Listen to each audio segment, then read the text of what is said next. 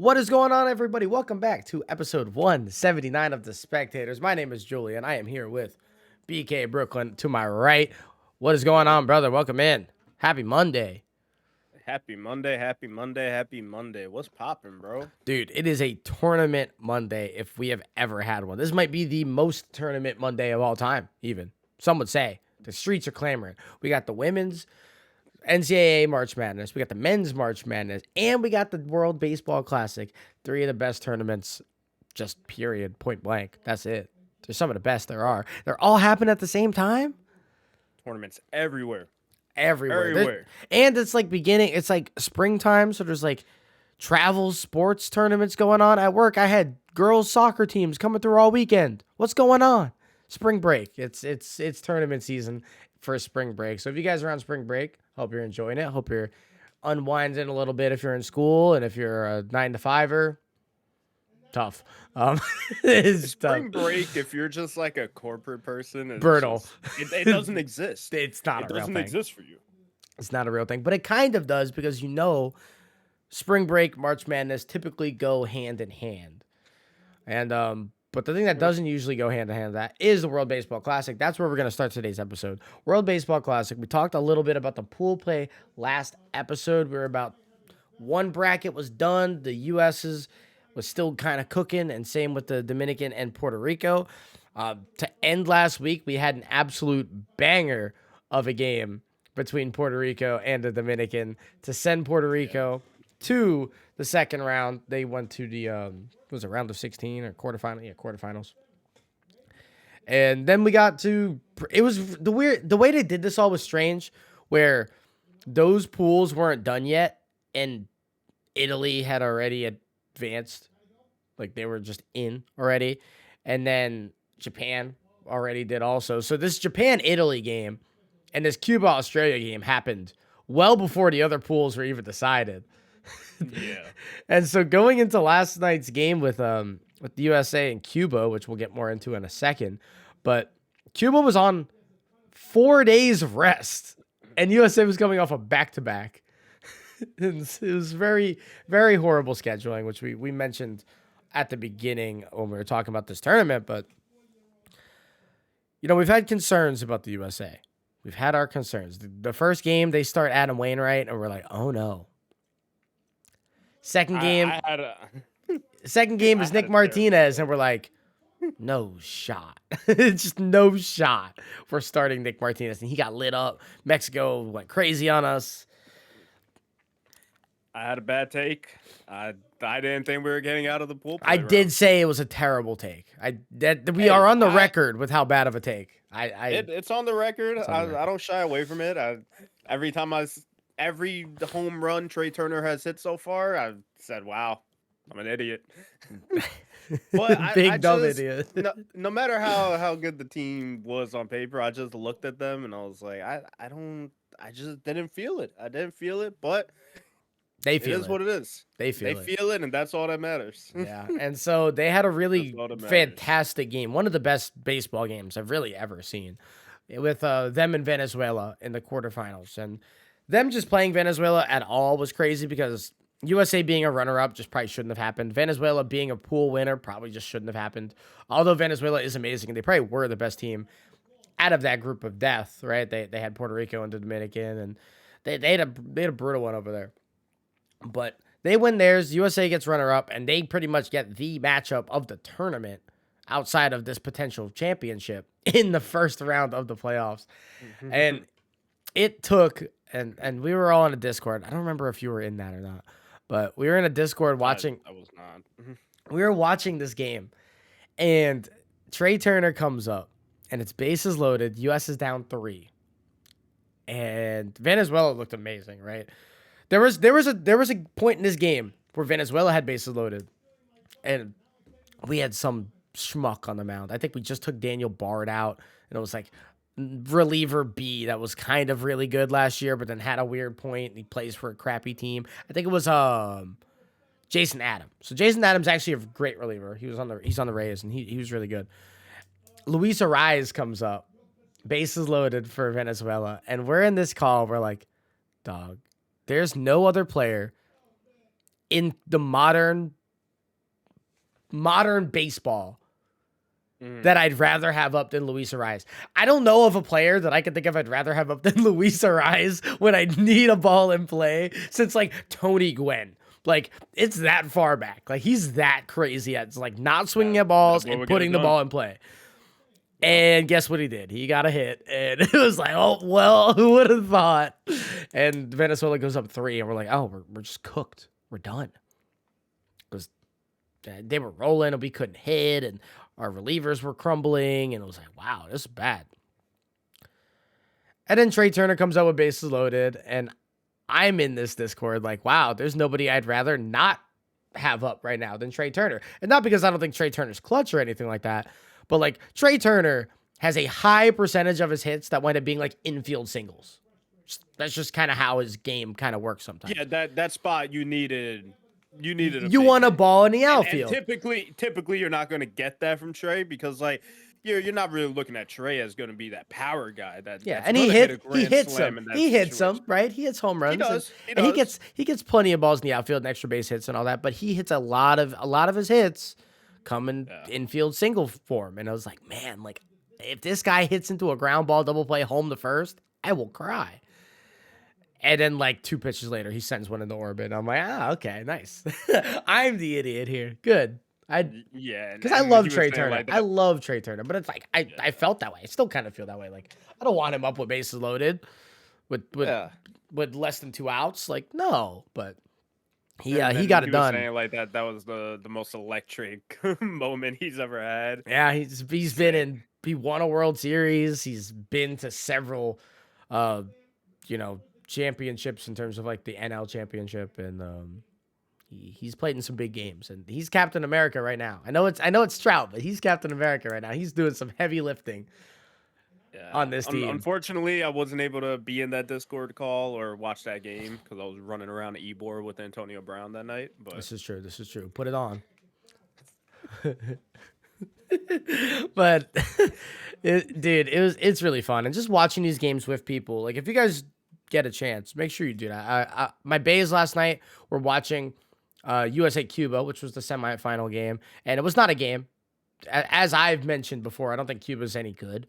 I thought they had the weakest division. They rolled through the weakest division. It was kind of annoying that they had that because then you look at Puerto Rico and Dominican, who Puerto Rico wound up having to play Mexico first game, and it's like, wait, who did they play? Yeah, they did. They played Mexico first game, and that's like a brutal matchup. And that game actually wound up coming to the end. And then like quarterfinal 1, Australia, Cuba, Japan, Italy. Bro. Italy, Cuba, and Australia, and the Dominicans didn't get in because they had to face God's demons, minions in the pool play. I mean, that's just how it goes. Like, what can you do? But it'd be like that. But like, this Dominican squad was good enough to have made a final, and to not get them at least in games that really matter, kind of sucks. Oh, on paper, that team should have won it. The whole thing, yeah. They had the best bullpen. They had the best lineup. Their starters weren't as good as like Japan. It'd be like that. But also, Ju mentioned, like, if you got a chance, watch the games with people. And I bring that up because we have our spectators Discord. We throw watch parties in there, so feel free if there's a game, join our Discord, come watch it with us. We just be in there having a good old time. Yeah, we talk trash, and like we'll probably do it. Yeah. We're definitely gonna do it if Mexico wins this Mexico-Japan at 7 p.m. Eastern in Miami. If they beat Japan tonight, a lot of our buddies are Mexicans, so it's going to be a little Mexico-U.S. battle in that Discord. So make sure you're hopping in there.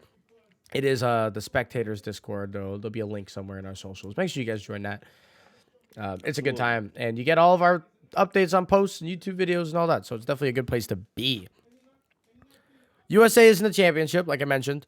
Despite all the blips and the pitching and the nonsense and the lack of hitting at times.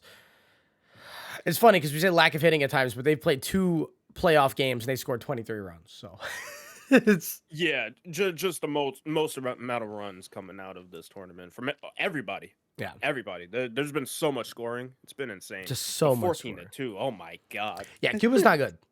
Cuba wasn't good. And which is wild because you would think like, okay, no, I mean, how can you name more than 3 Cuban players? Now that like Cespedes isn't a thing, like it's Yo Moncada, and I'll wait for the rest. Like the Colombian team had more MLB players, so like, yeah. so it's one of those things. It is kind of crazy though because like Dominican and Puerto Rico have like such high level MLB talent typically, and then like Cuba is like a pretty steep drop off, and obviously like there's political issues that kind of like stop that from being a thing. Like Randy Arozarena, great example. He's a Cuban-born player. They didn't let him play baseball in Cuba, and like he has a crazy story that if you guys don't know the Randy Arozarena story, just like Google why is Randy Arozarena playing for Team Mexico. It's an amazing story that you guys should absolutely check out. And if you don't already love Randy, which I do, and I mean he's killed the Yankees, and I don't care. I love that guy. He's awesome. That story will make you like him even more. And it kind of describes the boots thing that he does. And it's just everything about Randy, when you learn about him, is like, this dude's so cool. Yeah, I haven't seen any of that, but I know for the first game of like the WBC that I saw Randy playing for Mexico, I was like, huh? What is going on here? Like that's the furthest thing that I thought was going to happen. Yeah. So I'm going to check that out because I'm definitely interested. Randy's great. And I mean, like you said, kills the Yankees. But as Yankee fans, if you kill us, we got more respect for you. Unless you're like schmucks that like do it one time with like no pedigree. Like Mike Brasso, go kick rocks. Randy Arozarena, you're cool. Yeah, I got love for Big Papi. You're cool. Yeah, one-off guys, like whatever. Go away. If Luis Gonzalez never hit balls hard, I'd be pissed at him. Him walking us off in a World Series. You got it. You were an all. No, still hate him. That's crazy. That's crazy. That's a one-hit wonder. Oh brother. Oh brother. No, but you know, we got respect for Randy. I'll give you a quick TLDR. Couldn't play baseball in the islands, and so he's like, oh well, and he didn't get drafted, so he's like, all right, I'm gonna go play in Mexico, and he goes, he plays in Mexico, he does well. They like adopt him and kind of raise him up, and he plays baseball there, and he falls in love with the cities, and that's kind of where he got his true professional opportunity because he wasn't allowed to play in the islands. Quick TLDR. I think it was like right before the tournament he got like allowed to play for Mexico because you have to either be like a citizen or or like from like a neighboring island. Like if you play for like the Bahamas, you could probably play for like Britain, right? Or if you're like born in the Virgin Islands, you could play for Team USA. Like you could do that kind of tangent stuff for countries. So it's pretty much like that. And he got adopted in right before the tournament, and now he's the Mexican leader, and he won them the game against Puerto Rico with an all-time great catch. He also said that was the best moment of his baseball career. That catch. Really? Yeah. He's done a lot of things already. He definitely has. He has the literal best postseason run of any hitter ever. The most home runs in a single postseason, the most hits in a single postseason, the best average in a single postseason, and that catch was more important than all of them to him. So that's the thing with international play. Like, there's so much more like meaning behind everything because you're not just playing for this team that you ended up on. They're paying you. You got fans that they might like you, they might not. All that. When you're playing for like your country, there's so much more in it. That's why these games are electric, bro. And they're a great opportunity to grow a brand and get a following. And like, you know how many Trae Turner fans there are now? Well, not even that. There's also been a couple of guys who aren't in the MLB who like they're playing in these games and scouts are watching and they're getting major league opportunities to play. Now, just off of that, like that's crazy. It's exactly. I mean, remember when we had Devin on here for the World Cup? That I don't remember his name, but the kid from Argentina. Argentina wins it all. They have a 19-year-old super kid on the team. He balls out. Guess what? He gets a deal for the Premier League right away. Yeah, that's how it goes. And he winds up going to Chelsea. And I mean, like, imagine you come into this tournament. I forgot who. There was a pitcher that after the game immediately got signed by the Tigers. I don't remember what game it was, but he played against the Dominicans and he struck out Soto, Machado, and Devers in the same inning. 3 batters, all 3 strikeouts, immediately got signed that day. And it's like, yeah, dude, like I'm rooting for you. That's awesome. Yeah, if I'm not mistaken, it was one of the guys on the Nicaragua squad. Yeah, it was. I don't remember his name. I don't either, but shout out to him.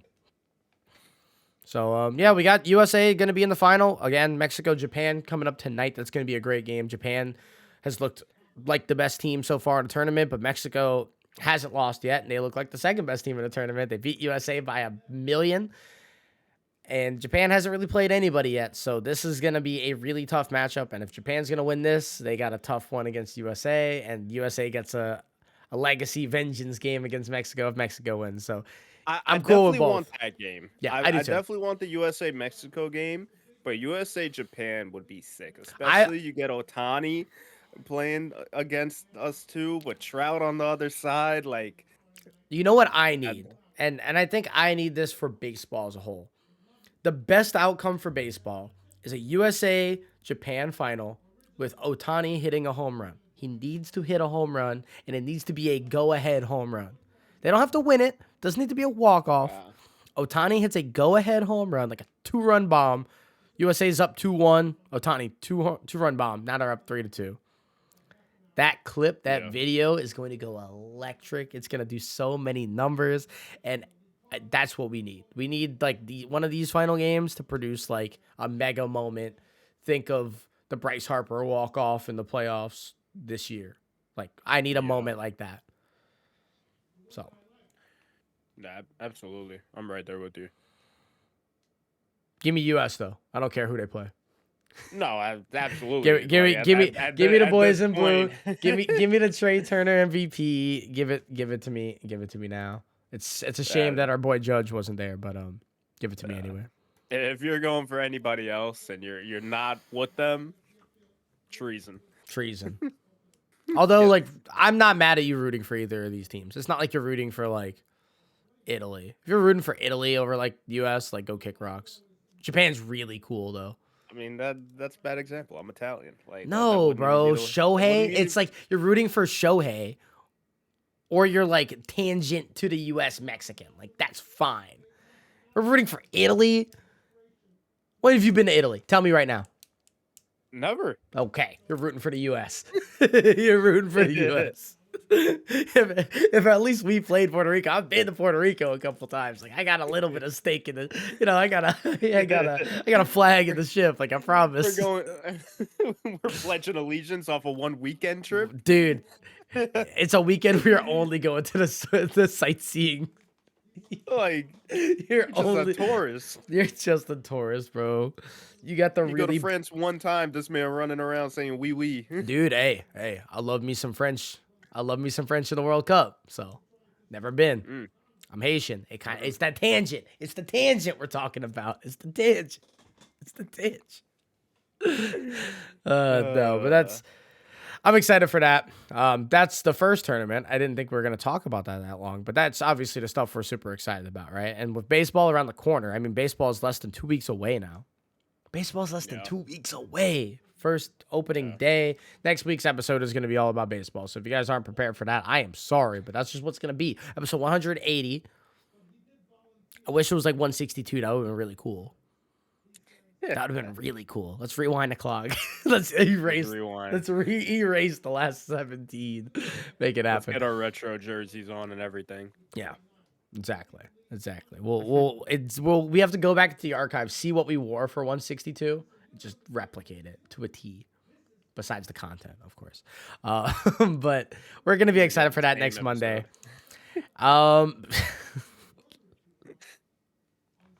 Episode 162 might have been like a World Series episode. Not even gonna count. It might have been. Nah, it was probably before that. It was probably talking about playoff baseball, realistically. Because that was 17 weeks ago. That feels right. That feels right. That feels like the first week of October. Give me that. I'll take that. Yeah. I'll take that. Dude, but forget October because we're in March. And the only thing that matters in March is college basketball. That's it. That's the only thing that matters is college basketball. And we had probably the craziest first 2 rounds of college basketball for March Madness ever. And I know that gets said every year where there's like a big upset or two. I get it. I know. It's annoying. But it keeps happening. But let's go through the list, all right? Let's go through the list. Every year, when you fill out brackets, you probably wind up having every pool having a 1, 2, 3, 4 seed. Probably 3 of those 4 in every pool. And then you have like a 7 in there. Maybe you have a 5 in your Sweet 16. But for the most part, people that have like a mega mind are probably having a 1, 2, 3 in there, or maybe like a 1, 3, 4, or like a 1, 3, 2, like some combination of those teams, right? In your Sweet 16s for every corner. Yeah. That means there's 16 available. Let me tell you how many of those 1, 2, 3, 4s are left. Alabama, Houston, Xavier, Texas. So we got 4. UConn, Gonzaga, UCLA, Kansas, Tennessee. That's it. So half the field of those guys are gone. Half of them. Number 9, FAU. Number 7, Michigan State. Number 6, TCU. Arkansas is in here. They knocked out Kansas. Who else we got? Miami, which isn't too crazy. I actually did think Miami was better than Indiana, so shout out Miami. We almost got a Furman in here. And Princeton. We have a 15 seed for the second time. Is it the second time? It's the second or third time ever in the March Madness tournament that a 15 seed has not only beaten the number 2, but also won another game. If you guys remember, the first team that ever did it was Florida Gulf Coast, Dunk City. Dunk City. You remember the Tiger remix to Rack City, but it was Dunk City? Ridiculous. Horrible. Terrible. It's a great YouTube watch. It's a really hard watch, though. It's a really hard watch. We got to go back and watch that. It's not a good one, but we'll go back. We'll go back. You'll see the bad effects and all that. Yeah, it's been a while. But they were the first team to ever do it. They beat Georgetown. I don't remember who they beat in the second game. I couldn't tell you. No. But they beat Georgetown. They win their second game, and then Dunk City eventually loses in the Sweet 16. Princeton beat Arizona, which, by the way, a little bit of Arizona slander. Arizona is the most choking, embarrassing college basketball team of all time. They have the most losses to a double-digit seed in the NCAA tournament of all time. They have the most losses to a 14 seed in college basketball. They have the most losses to a 15 seed in college basketball. And they have the most first-round exits to a team ranked under them in college basketball.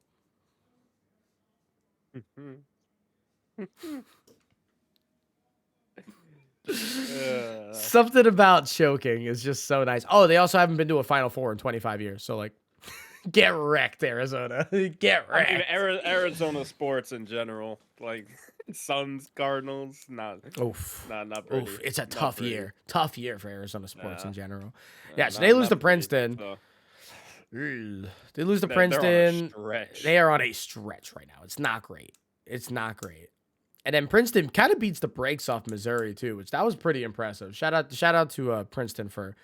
And I mean, if you went into this, right, and I don't know how much stuff you were watching, but I was watching a good amount of like NCAA podcasts after the first 2 days, right?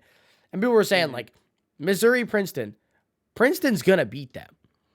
And it's like, why are they going to beat them? It's like, because nobody in this tournament, I promise you, nobody besides Arizona, after that like one day that they had to prepare, was watching Princeton film. Because A, there's not that much Princeton film, because how many of their games are televised? How much film do you have on Princeton? Not much. Yeah. And then you're going to prepare for Princeton in one day? The whole point of college basketball and the whole reason college basketball works the way it does is because they have like 3, 4, 5, 6 days sometimes to prepare for a team. And they're like, hey, this is how their offense works. This is how we're going to stop their offense. This is how we're going to prevent A from getting the ball. And that's why these games don't exceed 140 points half the time. Yeah. It's not like these kids can't score. It's that they get days and days and days to prepare. In the NBA, you're playing 5 games in 10 days or 6 games in 10 days. Like, you're not preparing for the Suns on a Thursday. You're just not. You're just getting ready and doing your stuff so that you go out there and play and hope the best works out. You run a game plan, you make some in-game adjustments, but you're not like setting 4 days of work to like prepare to stop Devin Booker. That's not how that goes in the NBA. Nah. And so you get all that, and in college, you need these days to prepare. And if you don't have those days to prepare and you don't have film on Princeton, you get beat by 15 by Princeton in the second round. That's just how that goes. Because Princeton had plenty of film on Missouri. Did you, prior to like any games, did you have any of the 1 seeds going down? No. To a 16? No. Why would I? It's happened once, ever. I had one. It wasn't the Purdue one, but I had Howard actually upsetting Kansas. Horrible. Didn't happen. But no, I mean they wind up losing their next game. So it's not that bad. It's pretty bad. Arkansas is a good team. It's not that bad. It's pretty bad. That's fine. I mean, not great. Purdue lost to FDU. Like, it don't matter who you are, dude. And the FDU but that's thing the thing. is I don't look at it as like, oh, this team's good, so they're gonna beat this great team. I don't look at that. I just look at March Madness being madness, and anything could happen. And I mean, let's also keep in mind the Kansas Howard game was the biggest blowout of the tournament. Just want that to be known. Yeah. They did beat them by 28 points. So that's fine. And they did lose a heartbreaker too. Kansas had a 13-point lead on Arkansas and blew it out one. So kind of rough. It sucks too because Kansas was the defending champs. I really want to see a team go back to back. It's been a while. I think the last time we saw back to back was Florida Gators. I think the Joakim Noah Florida Gators. I'm pretty sure we're the last teams to go back to back. I was really hoping to see it. Yeah, right. And that's like part of the cool thing about March Madness, especially now. Like, there's no such thing as a dynasty. I mean, you have one and dones. Obviously, it's hard to keep these pro athletes. I mean, there's a reason that you never know.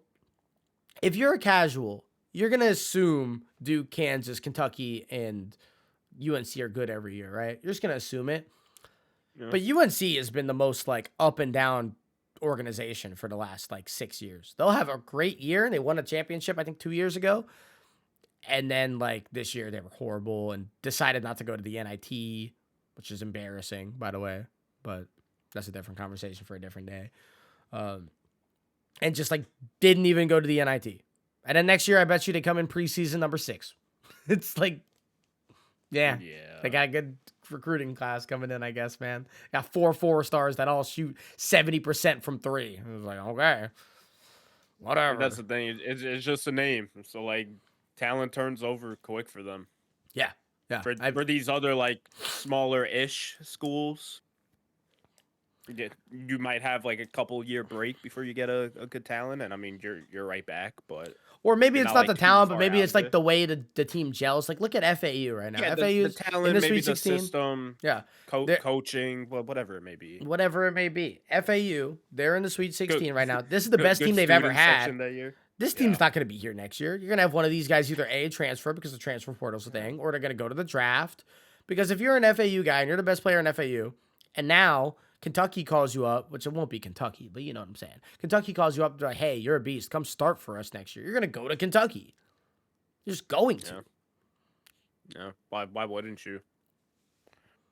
Because you can transfer, and you can just start next year. It's not like you don't have to start. You can just transfer and start next year. Now you get the NIL deals. Now you get all the Kentucky access. Now you can call John Wall out your pocket. You just pick up the phone and call John Wall. What? If you stay at FSU, you're going to... Who? I forgot the name of the coach. The football coach. I don't even remember his name. They had a cool football... No. FAU? No. Oh, I thought it was Lane Kiffin.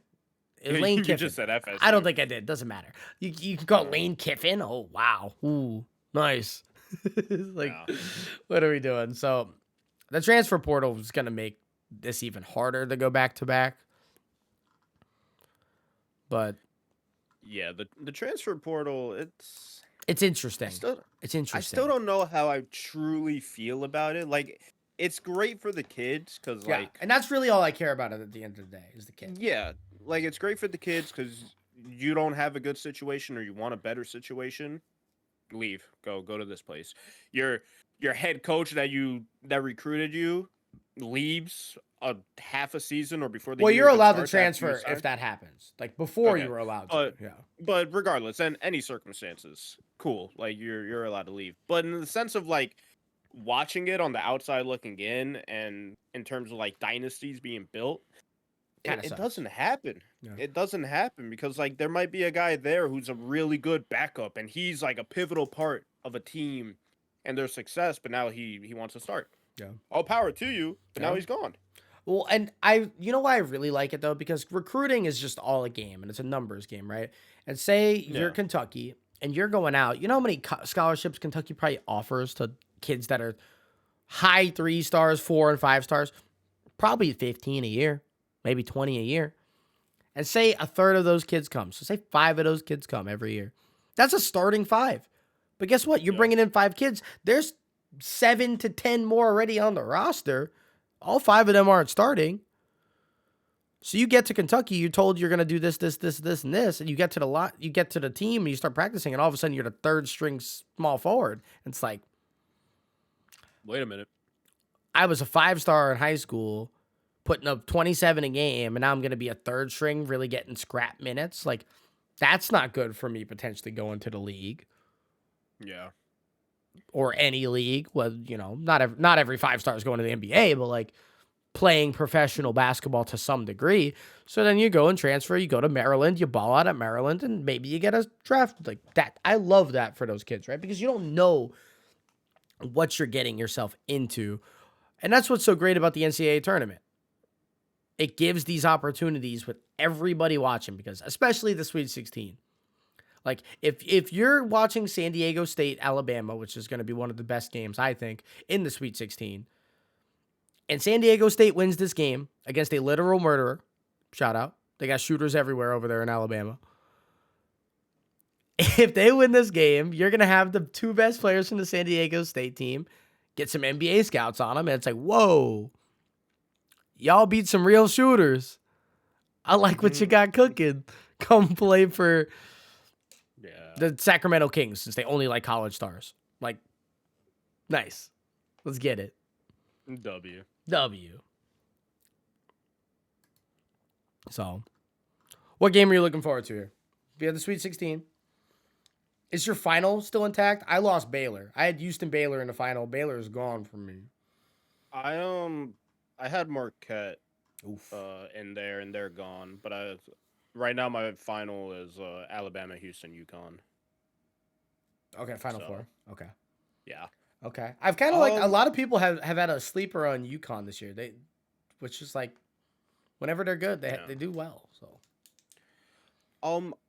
I mean, the game I'm most interested in is, it has to be like that Creighton-Princeton game, weirdly. Because I want to see if Princeton keeps on going. Yeah, and Creighton's not like this super highly touted team either. No. Like, if there's any matchup that Princeton could have begged to get, it was probably Creighton. You might want to argue like a Miami, but like, or like Arkansas, but I don't think Creighton's like a world beater. Like, the Big East was not great this year. It really hasn't been for the last couple of years. And so you get a team who is in a weaker conference. Like, if Princeton was playing an SEC team here, I'm saying it's chalked. Granted, they just beat an SEC team, but an SEC team with time to prepare, probably chalked. They played Missouri. They're barely SEC. Yeah, exactly. Yeah, they're barely, bro. Yeah. An SEC team or an ACC. Well, not ACC. They're terrible. Oh, my God. Dude, what happened to the ACC? Oh, my God. Is there an ACC team left? There's 2, actually. Miami and UConn. Or is UConn ACC now? I think so. UConn might be. I think they are. I think so. I think they are. I think like a lot of those Big East teams went. Yeah, they did. That was a long ACC. time. Yeah, that was a long time ago now. But yeah, the other matchup would probably be like Gonzaga UCLA. Dude, that's a go. I can see either of those teams winning the whole thing. Yeah. And I would kind of like. I'm a Gonzaga hater. I really am. I would like Gonzaga to win it in the year that they're kind of slept on. Like they're finally not a team that goes 38-0. They're a team with some pretty bad losses, and they've lost some games this year, and blah blah blah blah. They're a 3 seed now, and it's like, oh, now this is the year Gonzaga. Drew Timme, the 38-year-old center, finally wins. Which Drew Timme being in college and being in the NCAA tournament is like the most egregious thing ever. That dude is so grateful to like COVID for extending his years by like 2.5. Like, Jesus. Be like that. How old is Drew Timme? That's a thing I want to find out before this episode ends. I do have Gonzaga winning that game though. Ooh, I got UCLA winning that. Yeah. Drew Timme is 22. That's not as bad as I thought. No. I was expecting like 25. It feels like he's been there forever. That boy, a super senior. It feels like he's been there forever. He only got to Gonzaga in 2019. So, I mean, this is his 4th year, I guess. Why does it feel like he's been there forever? I don't know. It really feels that way. But, yeah, that's probably, like, the true matchup. Like, that's the best game, at least on paper. The one I'm looking forward to is going to be that UCLA Zags game. Real quick. We're going to say each game. We're going to say who we think is going to win. And then we're going to get out of here. Starting with Alabama, San Diego. Alabama. Bama. Creighton, Princeton. Princeton. I can't have the Cinderella go any longer. We're going to go Creighton. Houston, Miami. Houston, Miami. I'm going Houston. I'm going Houston as well. Xavier, Texas. Xavier. I'm going to agree with you there. FAU, Tennessee. Tennessee. Tennessee as well. I agree. Tennessee's actually a really good team. K-State and Michigan State. I want to say Michigan State. Okay. I'm gonna stick with K-State. I like the transfer story out there. He had a game winner last game too, or not game winner, but a dagger. So I'm gonna go with them. Arkansas, UConn. Huskies. I'm actually gonna go with the Razorbacks. So Arkansas, give me that. And then we said this earlier. You got Gonzaga. I got UCLA going to the Elite Eight. Those are our predictions for this round. We're not going to predict more than that because that's stupid because our predictions are probably all wrong. So whatever. There's no reason to go. I don't know about all wrong. I got a better bracket. That's crazy. Yeah. Alabama and Houston are winning. Okay, so let's relax. They're both going to win. Like, we're good. We got 2 right. Proud of us, boys. Nothing's a lock. Nothing's a lock. Literally, nothing's a lock. You know what the one lock is? That cool games are going to be played. And it's not about the results. It's about the friends along the way. All right, that's all we got, folks. Everybody, make sure you follow us at Spectators Media on all socials. We'll be live again with you next Monday for baseball preseason episode. It's going to be juicy. It's going to be sick. We're going to go over the MVPs that we think are going to happen, division winners, losers, rookie of the year, all the good stuff. The stuff that you want to hear. Okay? Okay, so be there, be square. I'll talk to you guys next week. Mwah. Tickets on sale now for our event, photography showcase, go, Sky Gallery, go, 22nd. Go check it out. At Spectators Media, hit that link, get tickets, come see us. We're beautiful. There's going to be more beautiful people there, beautiful work. Come check it out. Bye.